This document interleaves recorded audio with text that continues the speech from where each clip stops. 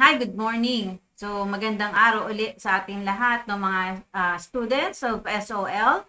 SOL 2, Book 4, Lesson 6, no? And it's entitled, Is This the Right Person? Okay, so before we proceed, let us pray. Hallelujah, Jesus. Father God in heaven, we come unto you and we pray, Father God, na ang aming pong pag-aaral today, Panginoon, pangunahan mo po, banal na spirito, at salamat, Panginoon, for the wisdom, O God. I-ready mo po ang aming mga puso. And Lord, as we receive from your word, so God, may malaki pong impact ito sa aming pong buhay. We thank you, Father, in your mighty name, Jesus. Amen and amen. Ayan. So, today, no, ang objective of the lesson na to be discussed, Number 1 is to understand the importance of staying under God's cover within the walls of protection indicated in the Word of God. No? So, intindihin po natin yan. No? Yung ano ba yung ibig sabihin na you are under the cover, no, ng Panginoon. And number 2, to encourage the young person, young person, young people, okay, to live each stage of their lives without rushing, without rushing or feeling anxious but focusing their hearts on Jesus. Ayan, titingnan natin yan. So, number 3, to understand that God gave us free will and respect our decisions, but sabi that He will have a blessed future if we will take His will into account. Yan, no? And to understand that, no, sabi ganon, that called us to restore family. We are called to restore families. Okay, so magandang ano yan, no? But by the way, I have a question, no? Unang-una, ano ba tong tanong na to? Firstly, sabi gano'n, sino ba o ano ba ang gusto mo sa isang lalaki? O kaya yung magiging future husband mo? Or kahit sa mga kalalakihan, no? So, sino ba yung gusto mo, ano bang gusto mo sa mga kababaihan? At yung magiging future wife mo. Okay? So, in Genesis chapter 2, tingnan po natin to, verse 18, sabi niya rito, and the Lord said, di ba? And the Lord God said, it is not good that man should be alone. I will make him a helper, a comparable to him. Okay? So, kapareho niya, di ba? Equal niya. Okay? So, it is not good for a man, no? Sabi nga gano'n ng Panginoon, hindi niya gusto na mag-isa ang taong lalaki, no? So, kailangan meron siyang makasama. And, ito nga yung tinatawag natin na he decided na talagang magkaroon ng marriage, no? So, sabi nga rito, maaari natin sabihin that we could say that he was given a perfect partner. Okay, so Adam was given a perfect partner. Okay, pero nowadays, sabi nga po dyan, perhaps a number of people or young people are asking a number of questions today, such as sometimes, no, this makes them confused. Okay, and ano ba yung mga tanong na yan? Sabi niya ito, who's the right person for me? Number 1, yan ang tinatanong ng mga kabataan, no? And am I ready to get married? Okay? And how do I handle my emotions? No, so those are the questions na kung minsan tinatanong ng mga kabataan, no, mga young people, no? Pero sabi nga, parents also worry as well as sabi ganon and ask themselves, no, how to best deal with their children, what to teach them, okay? And what to do to the day they say, no, mom, dad, I like this person. No, maring that time, no, mag-aalala yung mga magulang, no, naku po, eto na, dumating na sa point na yung aking anak na in love na, and maaring mag-boyfriend na, or yan, no, so, sila rin, tayo rin mga parents, no, I'm sure na talagang mararanasan yung ganito, mag-worry, no.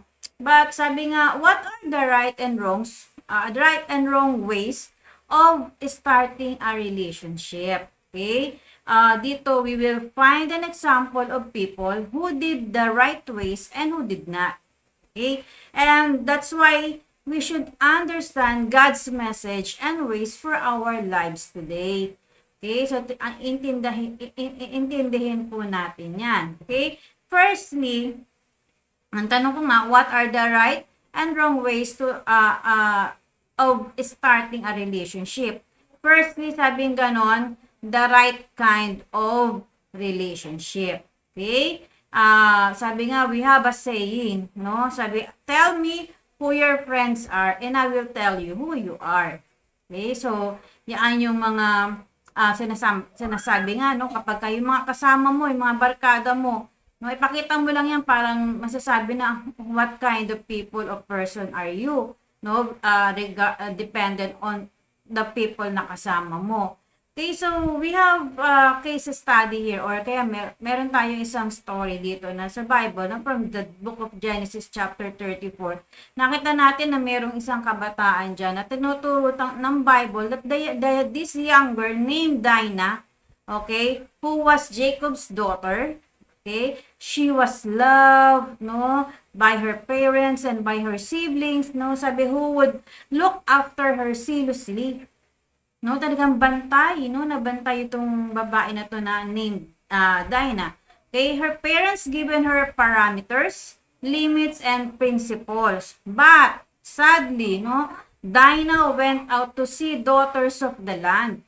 No, at pinuntahan niya yung mga taong hindi niya kapareho ng lahi, o kaya doon sa, kumbaga, hindi mo kalugar, no, ganyan.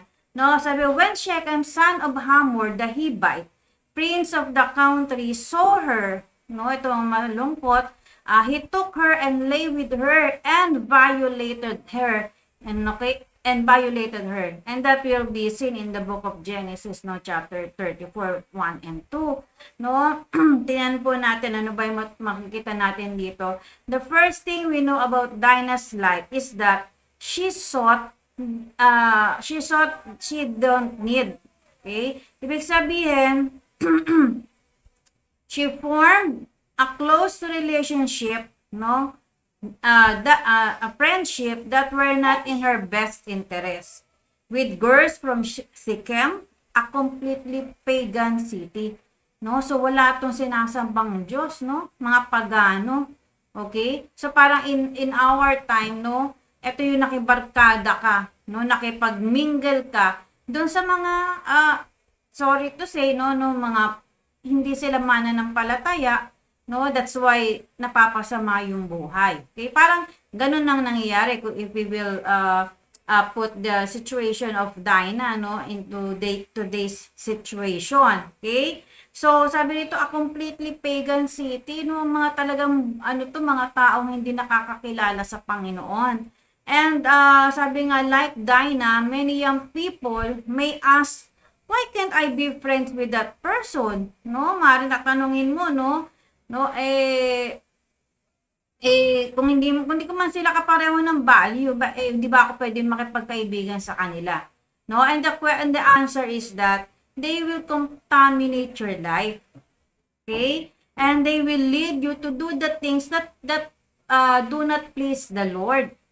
No? So, maaring maaring sasabihin mo, lang naman dabber cards lang naman. Pero hindi mo namamalayan, itong mga taong to, maaring mag-contaminate ng belief mo, no, ng faith mo, no, kaya hindi ka nila pinasasama doon. Okay? So, in Jeremiah 17 verse 9, sabi nga rito, the heart is deceitful above all things and beyond cure. No? So, sabi nga ang puso ay mapandaya. Okay? So, kung minsan, nadadaya ka nito, nami-misled ka nito, sa mga bagay na minsan nakala mo maganda, pero hindi naman pala. At mga bagay na tama sa paningin mo, pero ang totoo, mali naman po pala. Okay? So, tingnan po natin, ganyan na nangyari kay Dinah. Okay? So, sabi, Dinah focused the wrong kind of compassion as she perhaps thought she could bring her friends closer to God. So, naawa siya sa mga tao na to, kaya nagkaroon siya ng gusto niya makisama sa mga tao na to na akala niya madadala niya sa Panginoon, no? But the sad thing is, siya po yung napasama. Okay, so kaya nga tayo, 'di ba? Sabi nga natin diyan, pipiliin mo yung friends mo kasi sabi nga, tell me who your friends are and I will tell you who you are. Ayan. Okay, so yan po yung nakita natin sa buhay po ni Dinah. Okay? So sabi nga, let us not have the wrong kind of compassion. piliin mo kung sino yung pagbibigyan mo ng concern mo, ng compassion mo, for we know that the Lord our God is full of compassion. No? Pero hindi ko naman sinasabi na iwanan mo yung mga friends mo na yan totally, no? Pero sabi nga, if you know na hindi mo naman kaya na talagang hindi ka ganun kalakas at sasama ka sa mga kaibigan na maaring mag-lead sa'yo, no? Sa kapahamakan, better na iwanan mo po muna sila, no? And then, panalangin mo sila, and then kapag talagang sure ka na malakas ka na, balikan mo sila. Okay? And sabi nga, no, we have seen many cases in which people have let to go of God because they felt the wrong compassion for others. No, minsan may ganun iniiwan nila yung Panginoon, pero akala nila kasi better itong mga taong sasamahan nila. Pero at the end of the day, nakikita nila napapahamak ang kanilang mga buhay. Okay, so sabi nga as parents, no, it is very important to ask the Lord to share His wisdom with us so that we can guard our children. So kaya nga alam nyo tayo mga parents, no, talagang araw-araw pinapanalangin po talaga natin dapat yung mga anak natin. Nag-ask tayo ng wisdom sa kanila. Paano ko ba palakihin ng tama itong anak ko? Or paano ko ba i-guide itong mga anak ko, especially sa mga teenagers, no, ang mga anak natin, no, nasa mga nagdadalaga, okay, yung mga nagbibinata, no? So kailangan alam po natin kung paano natin sila kailangan ilapit natin sila sa Panginoon. Humingi tayo ng wisdom on how we can take care of them during this stage ng kanila pong buhay. No, kagaya ni Dinah, no? Kita mo naman, no? Binigyan na nga po ito, binantayan na, no? Even ng parents niya at ng kanyang mga kapatid. Pero at the end of the day, napahamak po yung buhay ni Dinah. Okay? And yun nga po, no? Sabi natin sa una, no? Ang po natin the right kind of relationship, no? Kailangan tingnan po natin if we will start a relationship, kailangan alam mo yung right kind of relationship, right kind. Amen. So wag po natin titignan na basta-basta lang tayo mag-perform ng relationship na hindi natin ipinanalangin, o kaya basta-basta ka na lang pumasok into a relationship, kahit ano pa yan, friendship man yan, no, o kaya pakikipag-boyfriend o girlfriend man yan, you must learn how to pray for it and make sure this is the right kind of relationship for you. Okay? So secondly, sabing ganon, ang ating pong pinag-uusapan, no, what are the right and wrong ways of starting a relationship. So sabi nga natin, we have to have the right kind of relationship. And secondly, kailangan natin to keep yourself from the world. Ayan. So sabi, keep yourself from the world. Sabi nga, pwede kang makisama, pero hindi ka pwedeng makisama. Okay? So, ito kasi yung nakita natin, no? The second characteristic observed in Dinah is that she exposed herself to the dangers of the world. No? Alam na nga niya no? Sinabi na sa kanya, huwag siyang pupunta ron. Binantayan na siya ng kanyang mga kapatid, no? Ng kanyang mga magulang. And yet, no, she went out to see the girls of the land, no? So, pumunta siya doon sa mga dabber cards niya, 'di ba? And sabi nga po sa 1 John 2:15 to 17, sabi po rito, do not love the world or anything in the world. Okay? If anyone loves the world, no, love for the Father is not in them. Okay? For everything in the world, no, ano ba meron dyan? The lust of the flesh, the lust of the eyes, and the pride of life, no, comes not from the Father, but from the world. Okay? The world and its desires pass away, but whoever does the will of God lives forever. Okay? So, again, no, sabi nga natin, wag po natin, pwede tayo nandito pa rin sa mundo, na ano naman po yan, no? Pero hindi tayo makiisa sa gawain ng mundo. Yan po yung sinasabi dyan. Okay? And kung mahal mo daw nga po ang mundo, hindi mo minamahal ang Panginoon. Okay? And sabi rito, once a person, tatandaan po natin once a person walks into the enemy's territory, Okay? They can be attacked and severely,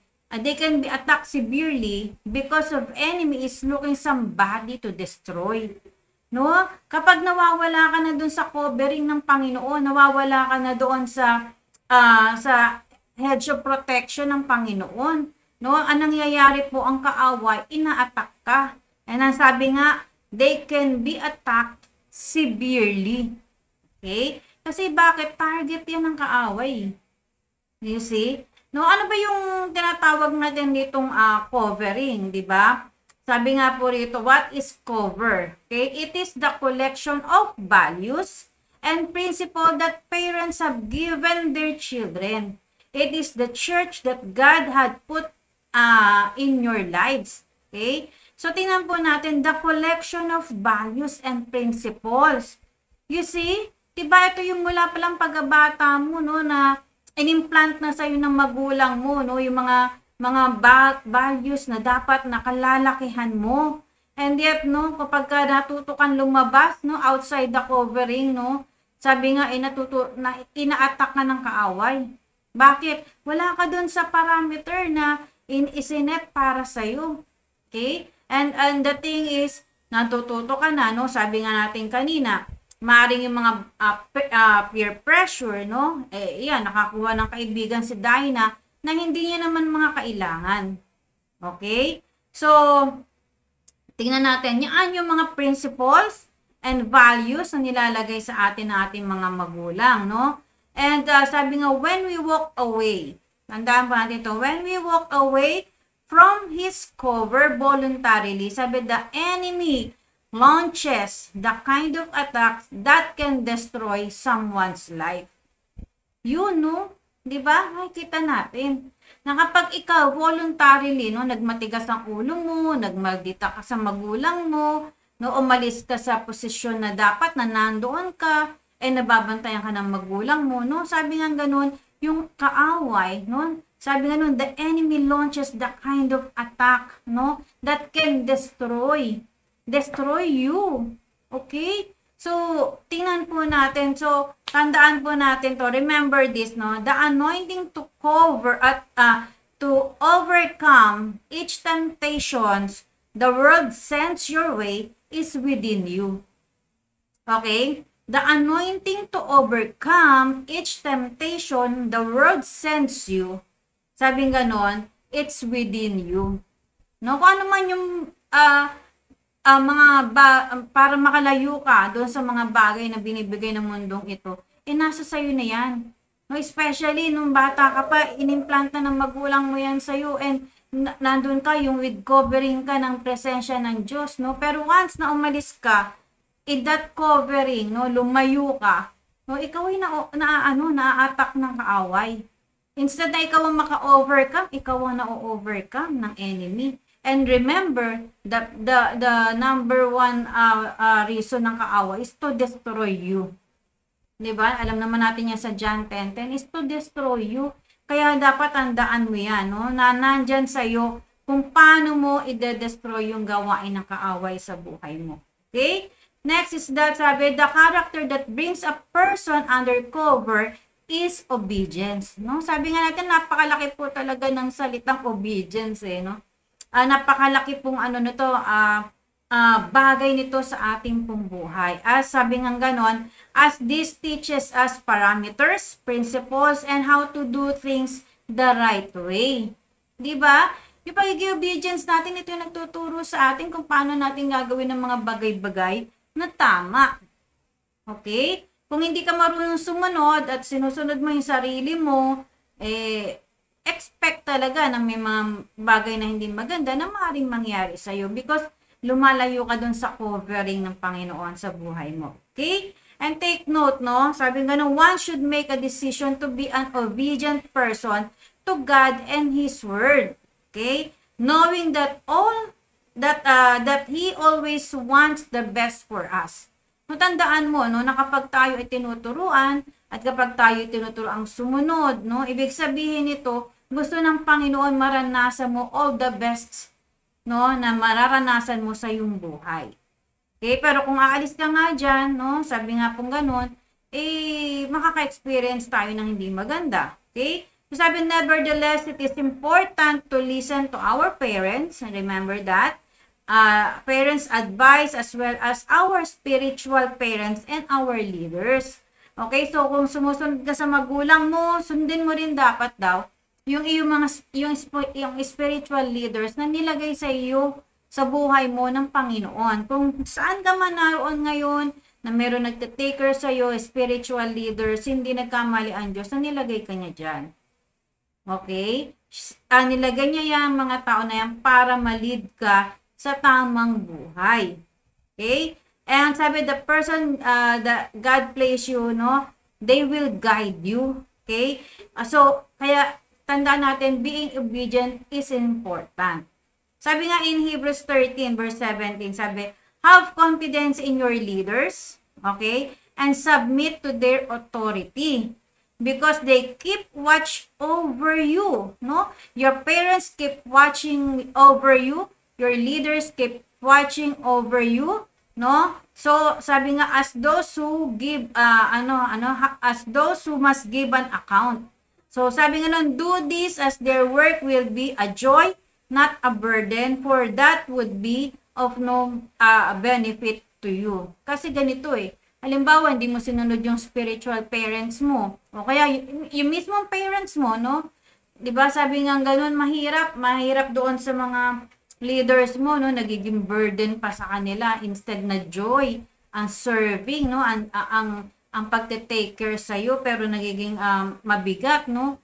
Pero sabi nga, hindi mo ito hindi nila to kakulangan. So, ang mangyayari sa iyo, no? Sa iyo ang magiging walang magiging magandang benefit ito para sa iyo. So, kaya sabi nga gano'n, we have to be an obedient person. Okay? Sa mga ginagawa po natin. Okay? So, right and wrong, no? Starting a relationship, no? The right kind of relationship. Secondly, we have to keep ourselves, or keep yourselves from the world, no? So nakita naman natin kung lalayo tayo sa covering ng Panginoon, marami pong mangyayari po sa atin na hindi po magaganda. Okay? So sabi, many young people think they are always right, okay? And block out their people's teaching and attempts to show them a greater path. No, maraming tao, no, kabataan, na usually, no, kapag dumadating na especially sila sa time na nagiging teenager na sila, okay, so, anyway, kahit kami, nagdaan naman kami doon, no, parang feeling natin, no, at that age, kayang-kaya na natin ang lahat ng bagay. No, kapag nasasabihan tayo ng magulang, parang feeling natin, ito na naman si inay, nagsisermon na naman, okay? O kaya naman sinasabi para akong dinidiktahan. No, para binablock natin, no, yung mga advices nila, okay? No, ayaw natin na magawa sa atin yung mga dapat na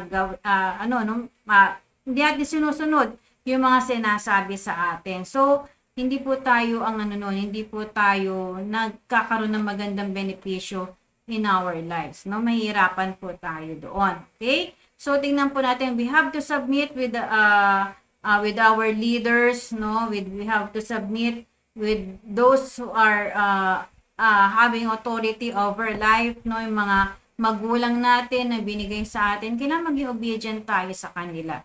Okay ba? Para makapagkaroon ka ng maganda at tamang kind of relationship na bubuuin. Okay? So, sabi nga noon, pangatlo, living free of shame and dishonor. No, 'di ba kapag meron kang right relationship, nawawala ka doon, no? Living free of shame and dishonor.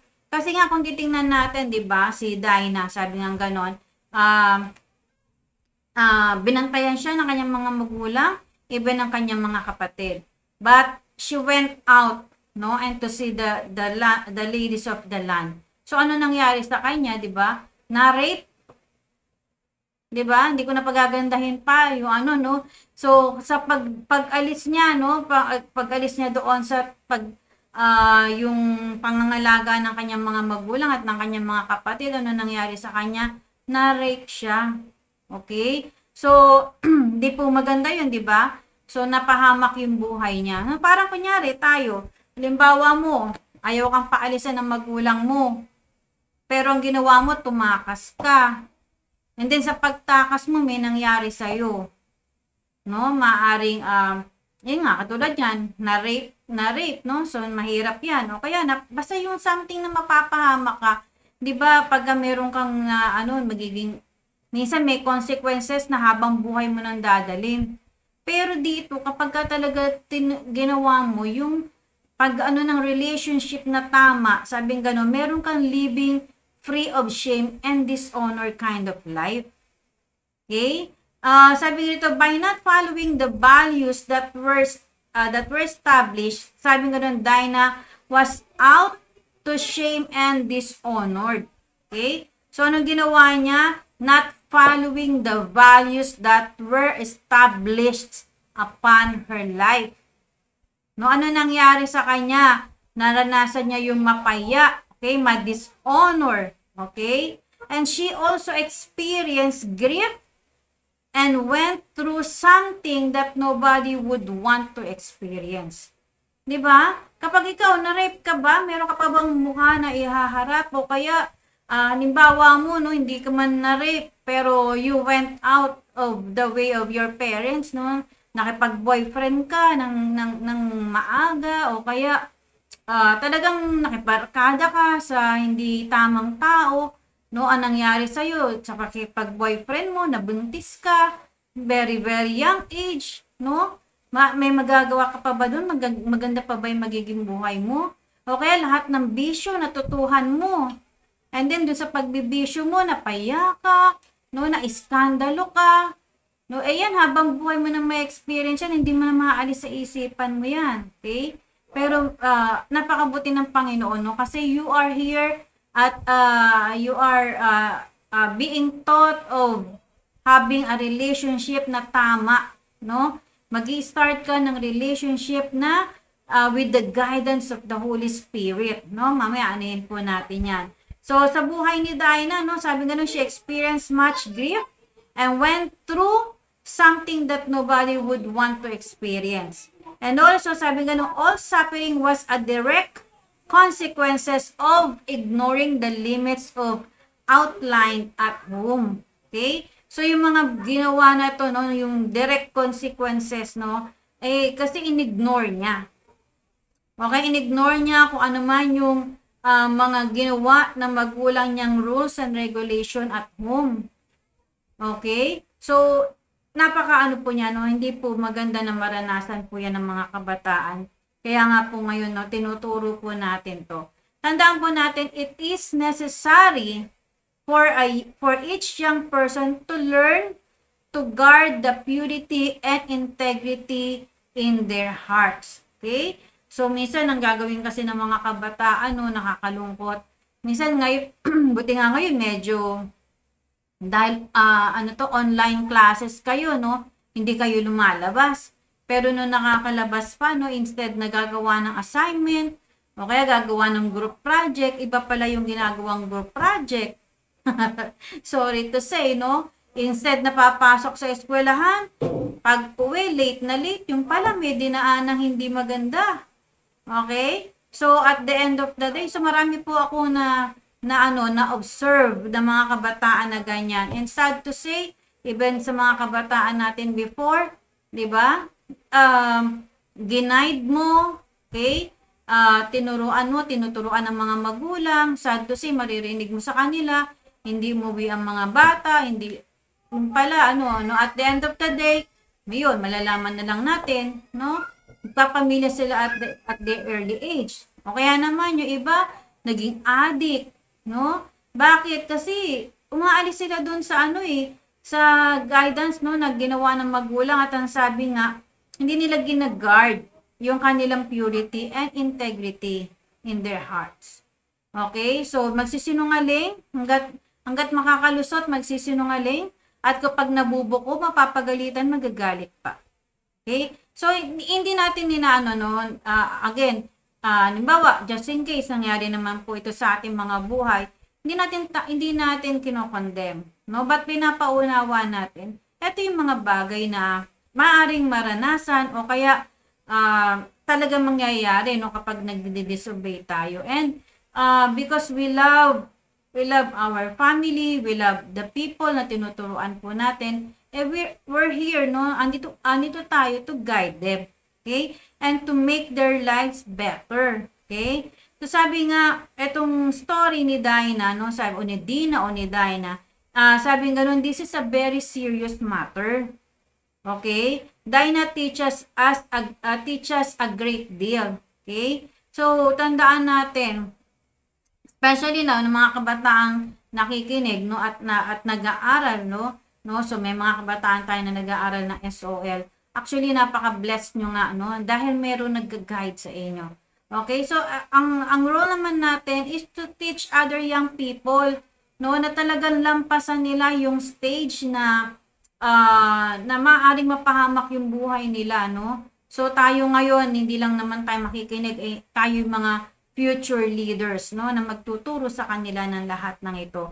Of course, sabi po in Proverbs 4:23, sabi ganun, watch over your heart, okay, with all diligence, from it flow the the spring of life. No, bantayan natin. Okay, ang puso na yan. So sabi nga si Dinah move away from the Lord's parameter. She started to develop an interest for what she should not.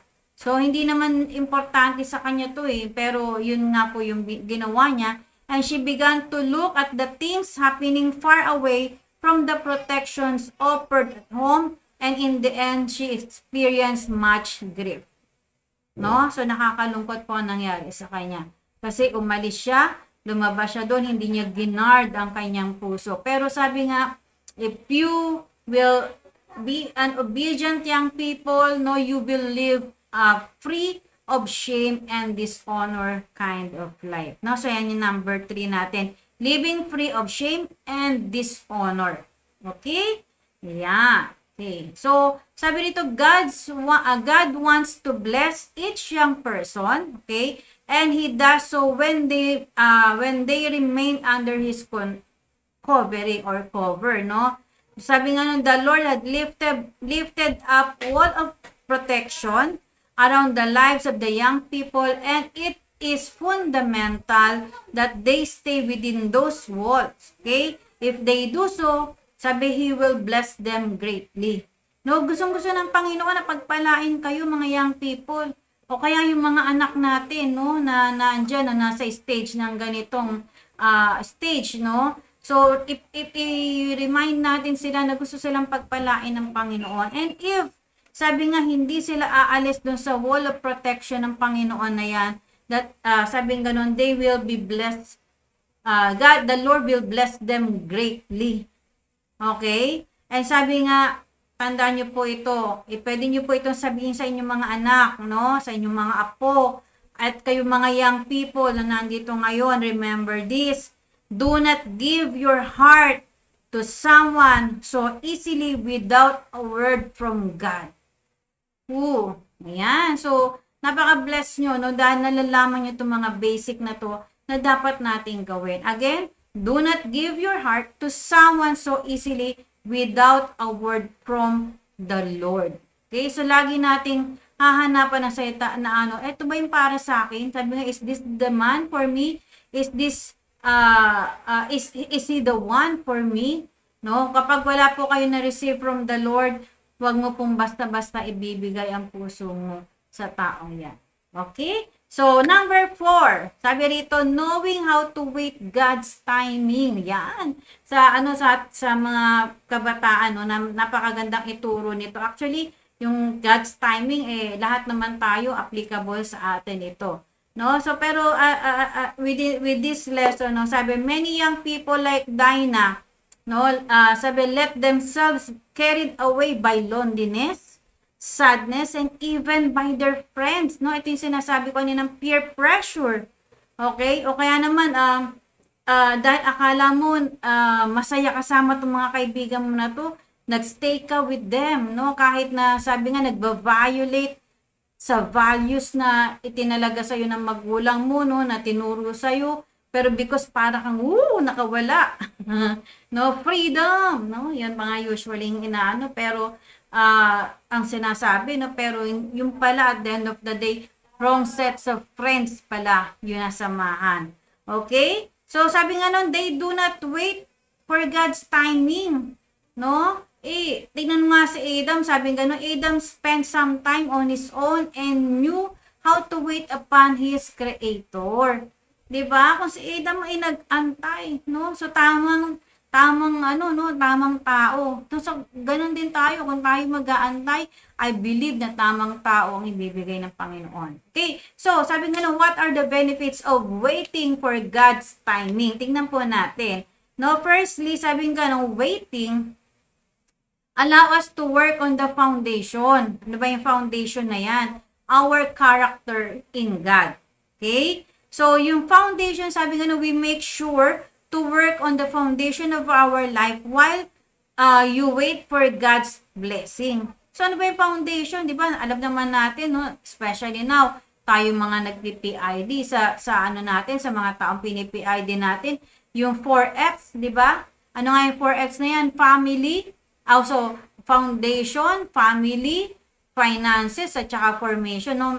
Pinag-ano-ano ko lang yan. Pero, pinaka-importante na yung foundation mo, mabuild muna po yan.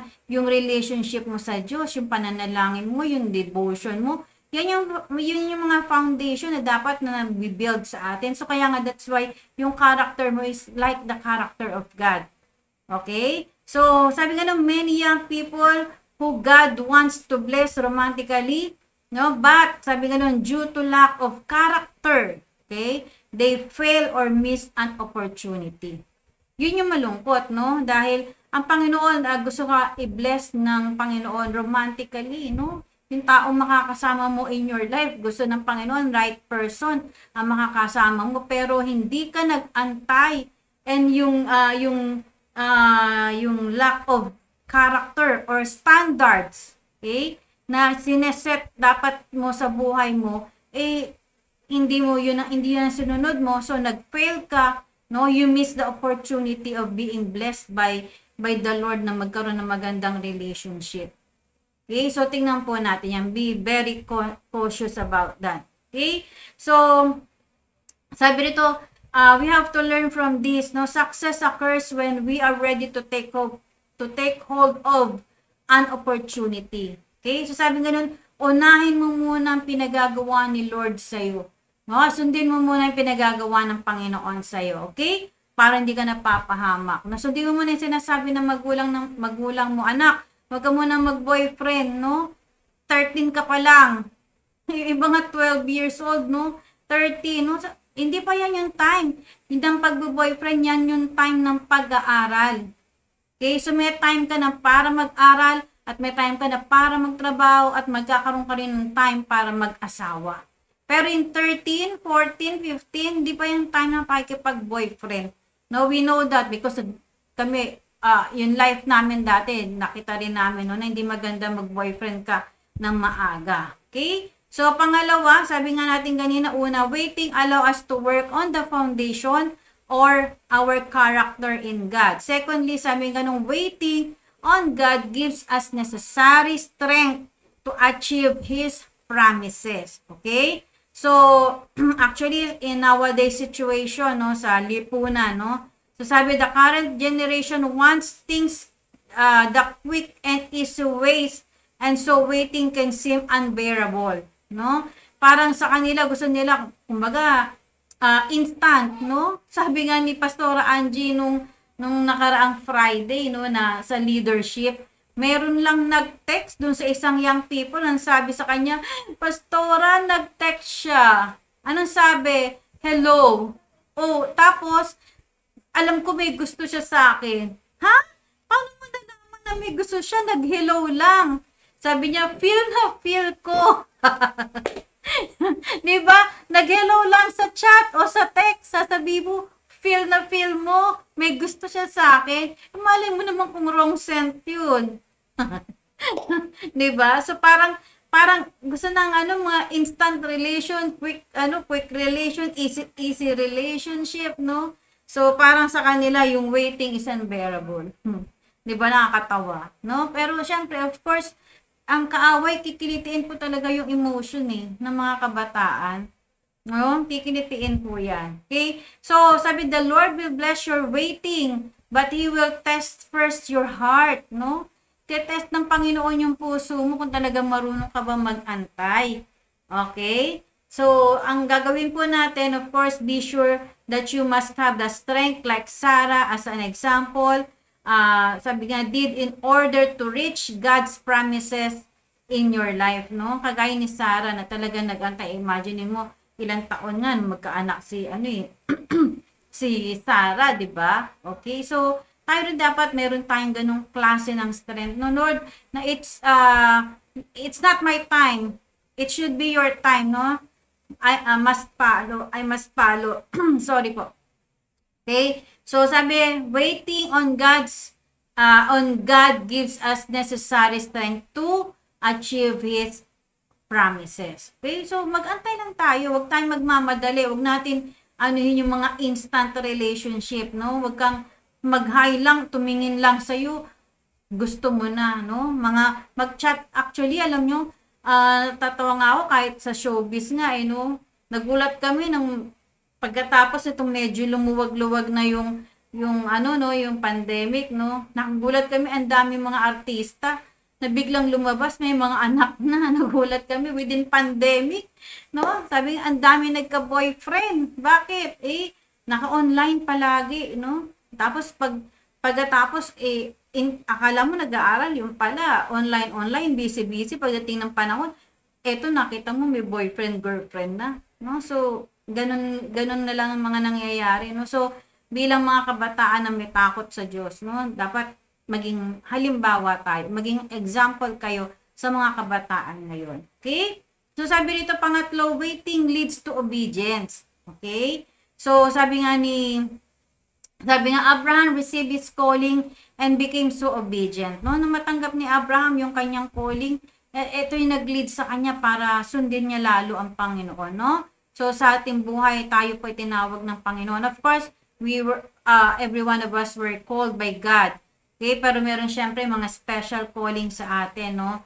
And sabi nga, same case with us, sometimes it may not that clear yet to us the picture, but no, as we wait, it is teaching us to be obedient.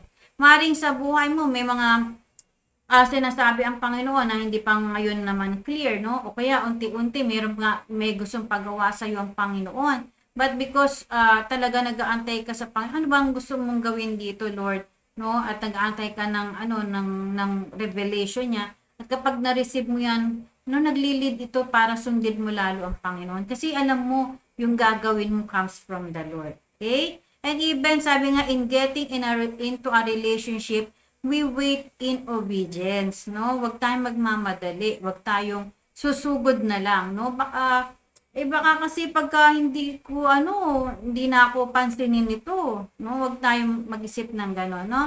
Kung yung tamang tao ay bibigay sa ng Panginoon, ibibigay niya yan at the right time. Okay, docs? Ayan. Okay, number 4.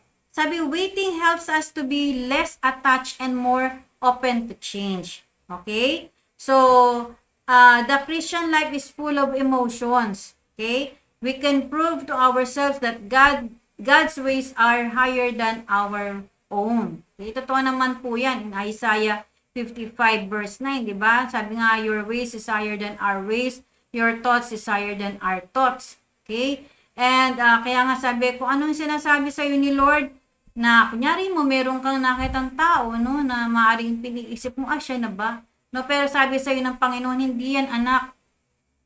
No, I remember nga si Pastora Presi, no, nang pagka sabi niya before talaga niya papangasawa si Pastor Johan, no, maraming mga tao na niya na nandigaw sa kanya, pero sabi nga ng Panginoon, hindi yan. So, she waited. Hindi, may dumating, no? Sabi, hindi pa rin yan. No? She waited until that time na ibinigay ng Panginoon yung tamang tao para sa kanya.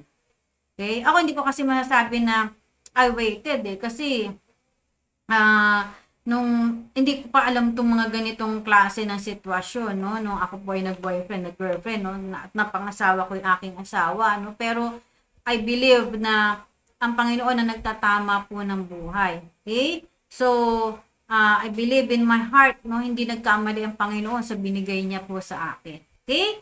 So, kaya nga kung sabi nga, kung hindi yan ang binibigay sa iyo ng Panginoon ngayon, huwag kang magmadali. No? You have to receive words or revelation from the Lord para tama ang tatakboy mo. Amen po ba dyan, mga kabataan? At ang mga nanay na may mga anak na kababaihan o mga nagdadalaga, no, ituro po natin ito sa kanila. Okay, even sa mga kalalakihan, no, hindi po sunggab na sunggab, makakita lang po ng magandang dalaga, yun na agad, no, mai-in love na agad. Okay? So, sabi nga nung human beings are prone to becoming attached, no? So, madikit masyado, and to what they have achieved, and sometimes questions change, no? Sabi nga nun, but God has more extraordinary things or people in store for us, no? Prepared for each and every one of us. Okay? So, meron pong inihanda, pinrepared ang Panginoon. Kaya nga sabi ito, more extraordinary. Kaya huwag ka masyado maging attached dyan sa mga tao nakakasama mo.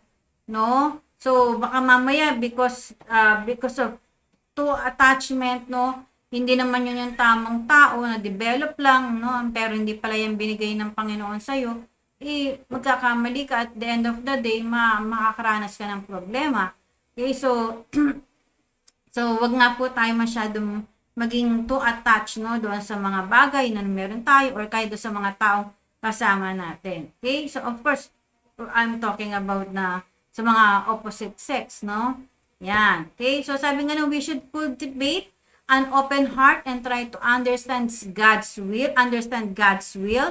And when your parents told you not to enter into a relationship at your age now, obey first. Sinabi ng nanay mo, you're 13 years old, 14 years old, 15 years old. Sabi ng nanay mo, huwag ka muna mag-boyfriend, mag-girlfriend. Huwag ka muna, no? Yan, para hindi mapahamak ang buhay po natin, no? Meron ng storya, meron sabi sa sa Facebook, iyak nang iyak yung bata, no? Iyak nang iyak yung gusto ko na mag-boyfriend. Galit na galit yung nanay. Ano ka ba? Tumigil ka. Hindi ka pa pwedeng mag-boyfriend. Sabi ng bata, bakit ba hindi pa ako pwedeng mag-boyfriend? Sabi ng nanay, tumigil ka. 7 years old ka pa lang. Nakita ko lang po yun sa FB. No? So parang, sa natin, no? 13 years old ka pa lang, hindi ka pa pwedeng mag-boyfriend. So, huwag ka muna mag-boyfriend. Minsan nga, kahit 18 years old ka pa lang, kung hindi ka pa tapos mag-aral, huwag ka muna mag-boyfriend. No? Huwag ka muna mag-girlfriend. Okay? Kasi lang yan sa'yo sa mga pangarap mo. Sabi ko nga, may time for you to get into a relationship, no? Ng ganitong klaseng relationship, no? So, yan. Asa na ba ako? Nawala po ako, no? So, sabi, the parents must also be firm, no? In your rules and regulations. No, kailangan maging firm ka rin sa rules and regulations, no? Halimbawa mo, nag-set ka ng ng rules, ng policy, na hindi ka, yung anak mo, dapat sa bahay ligawan, no? At hindi din pwedeng mag-stay ng too long sa bahay nyo. No, hindi porke sinabi, okay, pinapayagan kitang pumunta ng bahay, pero maghapon na, nandoon sa bahay nyo. O kaya maghapon, ang masama pa, matutulog pa sa bahay nyo. No, so hindi po dapat ganun, kailangan maging firm ka. No, I remember, no, nagninang po ako sa kasal, no, sa anak ni, nakakatuwa yung testimony nila, anak ni Pastor Lando Alanzalon. Yan, Pastor Lando, shout out, no. No, so natutuwa ako nung mag-testimony yung kinasal, no? Sila kasi nagmag-boyfriend. Alam niyo po, kahit na nagtatrabaho na sila, kahit na medyo nasa edad naman na talaga sila, pero sa kanila, they decided na kapag po umaalis po sila, hindi po sila na umaalis ng madalas, no? O na hindi po sila sila lang, no? Yung lalabas sila lang. No? Hindi po sila hindi sila mismo, they decided, no, na kasi baka mamaya, no, kung saan sila magpunta, maano pa sila sa tukso. So they decided na na hindi po sila lalabas ng silang dalawa lang. O kaya naman po, sabi ng ganon, hindi po sila umaalis at uuwi sila ng very late. Okay, so personal po nilang testimony to, no? Kaya nga po nung mag-asawa na po sila, sabi nung girl kay Pastor Lando, Pastor, pwede na po ako umalis na kaming dalawa lang. Anyway, mag-asawa na nga po sila. No, nakakatuwa po yung testimony na gano'n. So, gano'n din po, no? Nakita nyo naman po din siguro yung sa mga artista, no? Si Tony Gonzaga, no? Nakakatuwa po yung kanilang testimony, no? Talagang hindi po sila umaalis na sila lang at hindi po sila nagpupunta sa lugar na wala po silang mga chaperone. Lalo na kapag mga out of the town.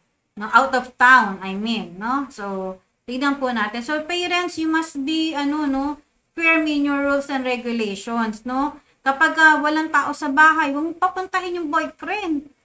No, baka naman, pag wala na, mag-chat na, okay, punta ka na, wala na yung nanay ko rito.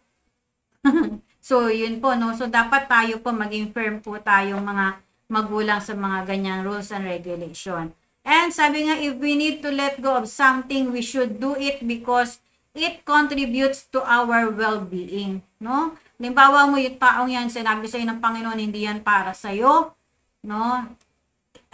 Better na as early as you can, humiwalay ka na sa taong yan. Kasi it is for your well-being.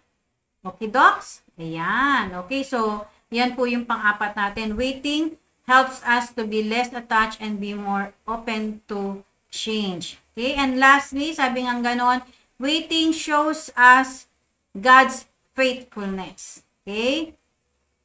Sabi rito, God is never late. He is always, no, sabi nga no, He always reward us with the best. No? Hindi pwedeng magkamali ang Diyos kung sa paano mo, no, na pinagpe-pray mo, hindi pa dumarating. Sabi nga, hindi siya nalilate. Always on time ang Panginoon and He will give the best for you. Okay? So, sabi nga nun, all our hopes and desire will go through filtered name, sabing ganon, God's timing. No, sabi nga po sa book of Ecclesiastes chapter 3, lahat ng bagay ay may oras, no? Kaya nga God's timing, no? Lahat ng bagay tinalagaan ng Panginoon ng oras.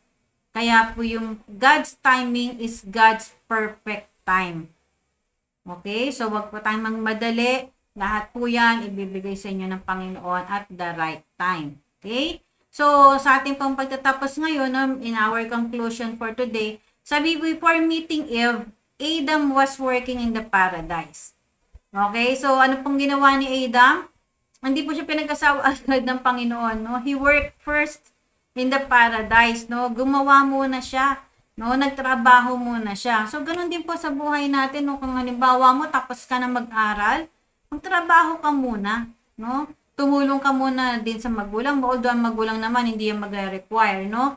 Hindi naman niya i-require ang magulang sa atin, pero tayo bilang mga kabataan, kayo bilang mga kabataan, no, after you work, no, after you graduate, no, from your school, magtrabaho muna kayo, tumulong muna kayo sa mga pamilya nyo, no? So hindi po totoo yung sinasabing, anak, magtapos ka na ng pag-aaral mo. Kung gusto mo, pagkatapos mo mag-aaral, mag-asawa ka na, okay na yun, no? I'm sure hindi yun totoo. Hindi totoo, no? Gusto naman ng magulang mo na after that, no, makita niya maayos yung kalagayan mo. And ikaw din, no? Gusto mo ba pagkatapos mo mag-aral, magsunog ng kilay, mag-aasawa ka na lang, no? Take it from us, no? Hindi po maganda, no? Kami po, pagkatapos mag-aral, nag-asawa na. So, yung mga dati mong mga pangarap na gusto, hindi mo na magawa, no?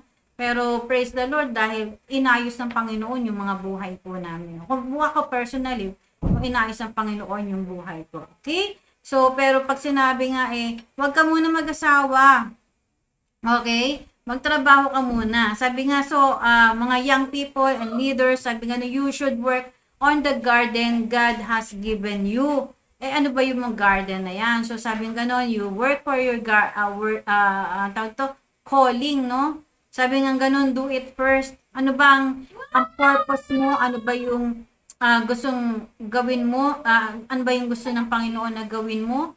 Diba? Of course, tayo, ang unang calling po talaga natin is to make people a disciple, no? Kaya po gawin muna po natin yan. Ano pa ba? Yung cell group mo, no? Magbo-boyfriend ka na, mag-girlfriend ka na, hindi ka nga makapag-alaga ng cell group, no? Hindi tayo makapagpalago ng cell group. So, palaguin muna natin to. Mag-produce muna tayo ng kapwa nating leaders, okay? So, yung tamang relationship, darating po yan, okay? And you should work in the calling that God has gave you and cultivate it and take care of it so your heart will be made ready, okay? Alagaan mo muna kung ano yung pinapaalagaan sa iyo ng Panginoon at kung sino yung mga taong pinapaalagaan sa iyo ng Panginoon. Sabi, entering into a relationship will be easy and with the guidance of the Lord. Okay? Ayan. So, para po sa ating final note today, it is important that we must learn to teach our people, our church, and our friends to build a family in God. So, napakaganda po, no, na yung i-build nating family guided by the Holy Spirit, and of course, yung foundation nito, yung mga salita po ng Panginoon, no, makakapag-build tayo ng sinasabing family of God. Okay? And yung nga, diba, sa objective natin kanina, no, sabi nga, we were called to restore a family. Okay? So, yung mga family nasira, o kaya mga family na hindi naging maganda yung mga ng buhay, and magre-restore po tayo ng family. Okay? So, last verse po natin for today is in Ecclesiastes 4, verse 12. Sabi rito, a person standing alone can be attacked and defeated. Okay? But two can stand back to back and conquer. Okay? Three are even better, for a triple braided is not easily broken. Okay? So, maganda na kapag nag-asawa po tayo, tatlo po yan, no? Intertwined, no? Ikaw, ang spouse mo, at si Lord. Okay? So, intertwined po. So, hindi po madaling masira, no? At hindi po mabibreak agad ang relationship made from heaven. Okay, docs? Ayan. So, ngayon, tanungin na natin yung sarili natin. No? Ito ba yung tamang tanong sa ating buhay? Is this the right person?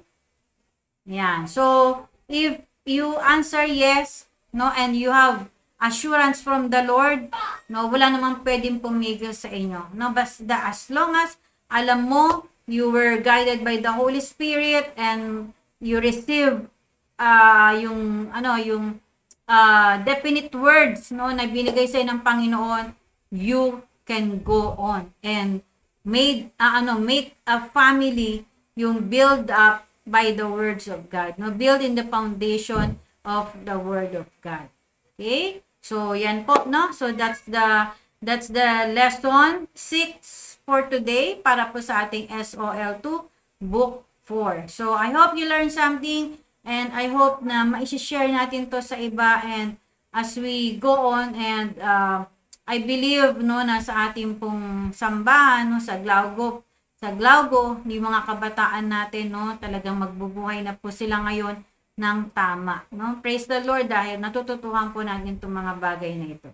Okay, so tayo po ay manalangin at sa ating pong pagtatapos, maging magandang aral po ito sa atin. Okay, so God bless you all.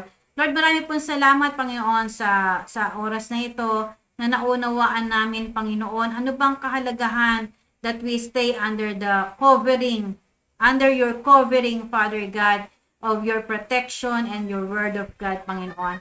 And we thank you, Father God, that we encourage every young people na talaga pong mamuhay sila, Panginoon, doon sa buhay na gusto mo sa kanila. And Lord, we thank you that our young people, Panginoon, ay magkakaroon ng buhay na free from dishonor, Panginoon. But Lord, with respect, Panginoon, ang magiging stand nila sa kanila pong mga buhay, Father God.